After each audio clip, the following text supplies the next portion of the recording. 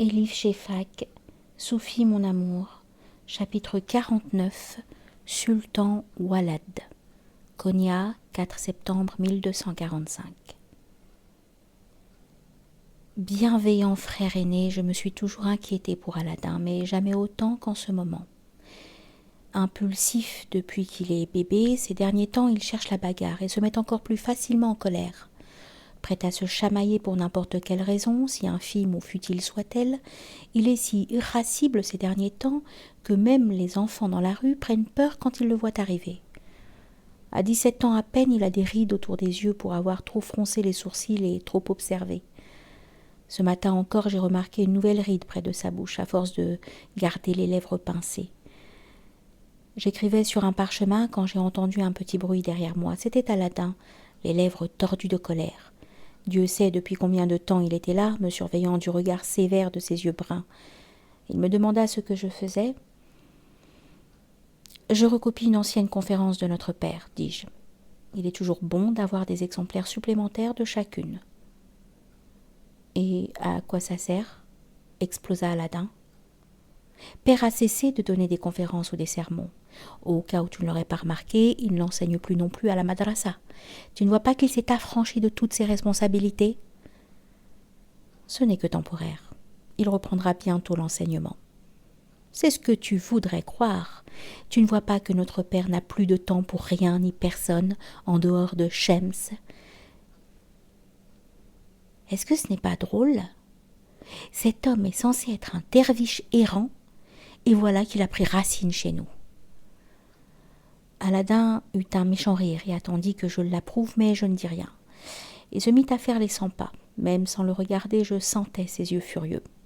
« Les gens jasent, » continua-t-il d'une voix morose. « Ils se posent tous la même question. Comment un érudit respecté peut-il se laisser manipuler par un hérétique ? La réputation de notre père est comme de la glace qui fond au soleil. S'il ne se ressaisit pas bientôt, il pourrait bien ne plus jamais retrouver d'élèves dans cette ville. Plus personne ne voudra de lui comme maître, et je ne leur en tiendrai pas rigueur. » J'écartai le parchemin et regardai mon frère. Il n'était qu'un enfant, en fait, malgré ses gestes et son expression qui montraient qu'il se sentait au seuil de l'âge adulte. Il avait beaucoup changé depuis l'an dernier, et je commençais à soupçonner qu'il pourrait être amoureux. Qui pouvait bien être la jeune fille ? Je n'en savais rien, et ses amis ne voulaient pas me le dire. Mon frère, je sais que tu n'aimes pas Shams, mais il est notre hôte, et nous lui devons le respect. N'écoute pas ce que disent les gens. On ne doit vraiment pas faire une montagne d'une simple colline. Ces mots, à peine sortis de ma bouche, je regrettais mon ton sentencieux. Trop tard. Comme du bois sec, Aladin prit feu. « Une colline ?» persifla-t-il. « C'est comme ça que tu appelles cette calamité que nous est tombée dessus ? Comment peux-tu être aveugle à ce point ?» Je pris un autre parchemin et je caressai la surface délicate de la peau de mouton. J'éprouvais toujours un immense plaisir à reproduire les paroles de mon père et à penser que, ce faisant, je les aidais à durer davantage. Même dans 100 ans, les gens pourraient lire ces enseignements, qui les inspireraient. Jouer un rôle dans cette transmission, aussi minime fût-il, m'emplissait de fierté. Sans cesser de se plaindre, Aladin resta près de moi et regarda mon travail, les yeux rancuniers et amers.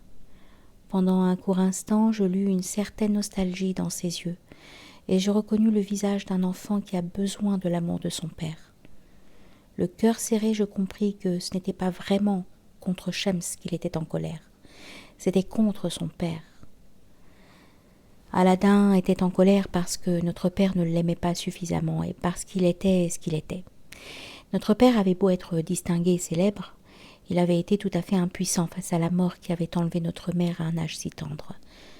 « On dit que Shems a jeté un sort sur notre père, » dit Aladin. « On dit qu'il a été envoyé par les assassins. »« Les assassins, c'est ridicule. » Les assassins étaient une secte célèbre pour ses méthodes méticuleuses d'exécution et son utilisation des poisons.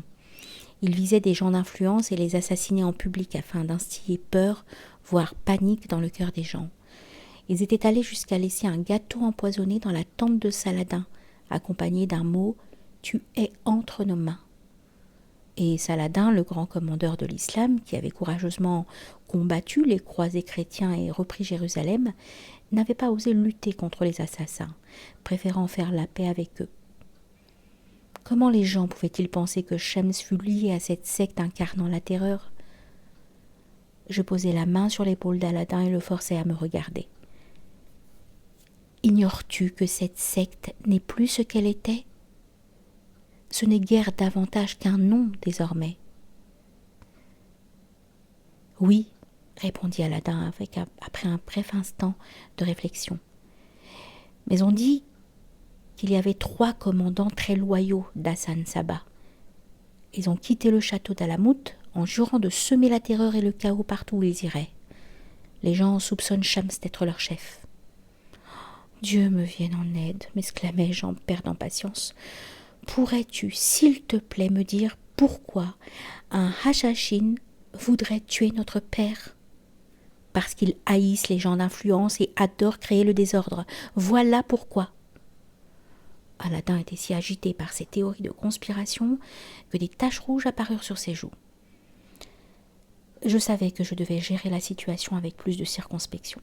Écoute, les gens disent toutes sortes de choses tout le temps. Tu ne peux pas prendre ces rumeurs terribles au sérieux.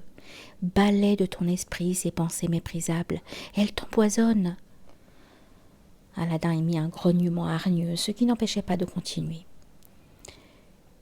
Tu peux ne pas aimer Shems sur le plan personnel, c'est ton droit.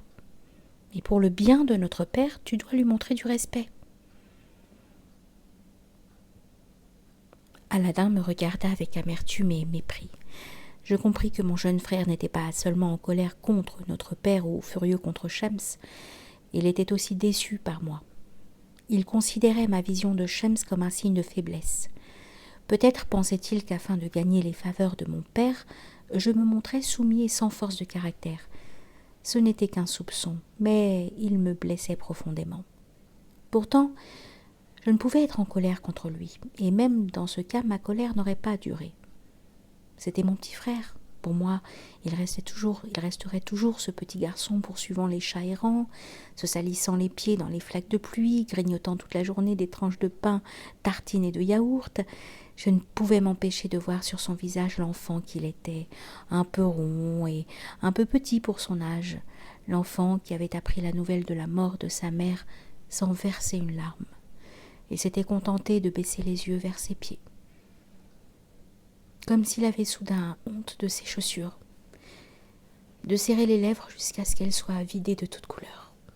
Pas un mot, pas un sanglot n'était sorti de cette bouche. J'aurais aimé qu'il pleure.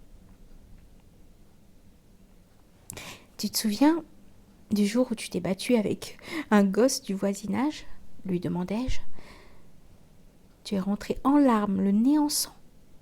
Et que t'a dit notre mère alors ? Les yeux d'Aladin se rétrécirent puis s'arrondirent quand la mémoire lui revint. Mais il ne dit rien. Elle t'a dit que